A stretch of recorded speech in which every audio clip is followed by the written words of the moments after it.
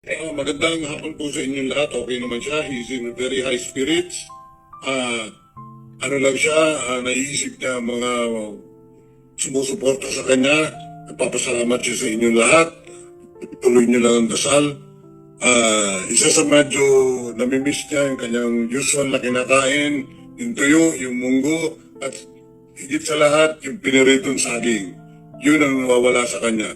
Other than that, it's okay. Pagdasal, keep on praying for him. Maraming salamat po. Gaano katagal po yung bisita ninyo? Siguro effectively mga 1 oras lang.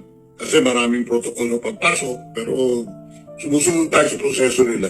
Ano naman pong itsura ni Presidente Maganda pa Duterte? ang itsura niya, medyo nakahabol na konting tulog. Yun, okay naman. Meron ba po siyang mensahe para sa mga nagmamahal sa kanya dito sa buong mundo? Tinanong ko siya, sabi niya, mahal na mahal ko kayong lahat. At maraming salamat sa lahat ng suporta na binibigay niyo sa akin at sa aking pamilya.